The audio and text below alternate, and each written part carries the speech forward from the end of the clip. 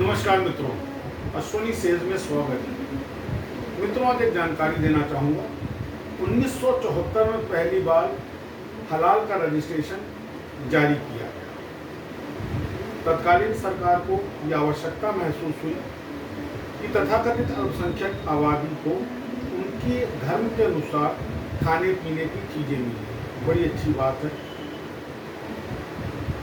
ये बात मैं इसलिए आज शेयर कर रहा हूँ आपसे कि मित्रों, आज ही बजरंग दल का एक पोस्टर दिल्ली में चस्पा हुआ जिसमें लिखा था कि दिवाली की खरीदारी हिंदुओं से करें। इस पे सबसे ज़्यादा अल्पसंख्यक प्रेमी और समर्पित पार्टी कांग्रेस ने आपत्ति उठाई। बढ़िया किया। धर्मनिरपेक्ष राज्य में, देश में, लेकिन किसी धर्म विशेष के लिए बात करना नहीं होना चाहिए। मैं इस बात को एग्री करता हूँ। बड़ी अच्छी बात कांग्रेस ने कही। लेकिन मित्रों, 1974 में तब क्या भारत धर्मनिरपेक्ष नहीं था?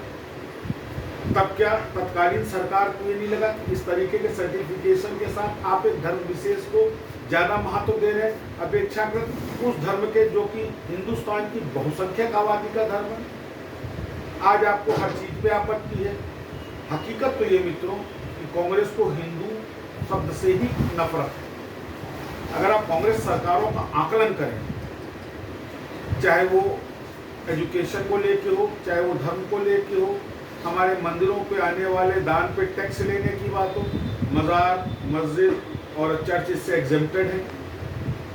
हिंदू कोड बिल, धर्मांतरण बिल, क्योंकि सबसे ज़्यादा आबादी जो धर्मांतरित हो रही है वो हिंदुओं की हो रही है। प्रलोभन दे के हो रही है, चाहे मिशनरीज कन्वर्ट कर रहे हो, चाहे मौलाना कन्वर्ट कर रहे हो।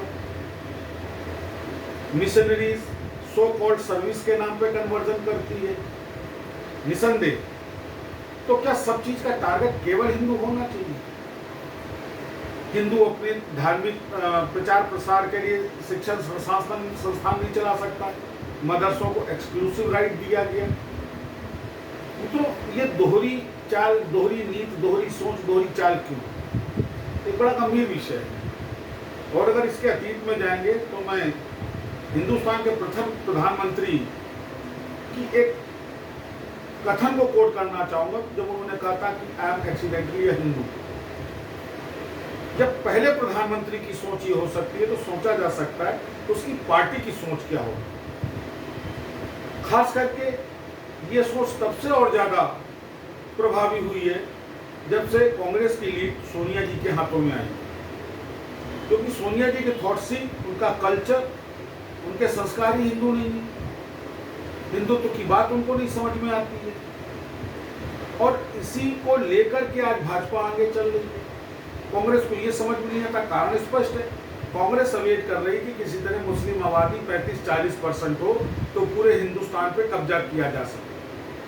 पर कांग्रेस एक चीज भूल गई है कि फारसी बाहुल देश फारस का क्या हश्र हुआ। कई ऐसे उदाहरण हैं। लेकिन सत्ता की चाह कांग्रेस को किस हद तक नीच सोच पर ले गई है, इसका खुलासा आज के पोस्टर से हुआ।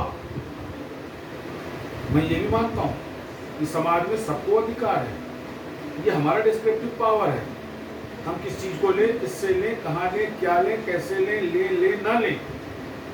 लेकिन ऐसा नहीं होना चाहिए। तो मित्रों, ये हलाल का सर्टिफिकेट भी नहीं होना चाहिए। इसलिए नहीं होना चाहिए कि जातीय और धार्मिक विभेद तो आपने 1974 से ही प्रारंभ कर दिया। याद करिए किस तरह हिंदुस्तान के प्रथम राष्ट्रपति राजेंद्र प्रसाद जी को बार बार नेहरू ने सोमनाथ मंदिर के पुनर्निर्माण और क्या कहते हैं वो उसके पूजन के लिए जाने के लिए रोका था। और उसके बाद उनका क्या हासिल किया कि हिंदुस्तान का प्रथम राष्ट्रपति एक छोटे से घर में उनका देहावसान हुआ। तो इतनी गंदी सोच हम करें तो गलत है और आप करें तो सब कुछ सही है। मित्रों, सोचिए कांग्रेस की सोच को लेके, सोचिए किस तरफ कांग्रेस ले जा रही है। और कांग्रेस की जो साथी पार्टियां, चाहे वो समाजवादी हो, याद करिए समाजवादी पार्टी के एक नेता का क्या कहना था, मेरी बेटियां केवल मुस्लिम बेटियां। तो जहां राजनीति की सोच इतनी गंदी हो, वहां अब हिंदुस्तान के वोटर को, खास करके जो बहुसंख्यक आबादी का वोटर है, उसको सोचना पड़ेगा। विचार करिए मित्रों। एक गंभीर विषय के साथ छोड़ के जा रहा हूँ आपको, फिर मुलाकात करूँगा। नमस्कार।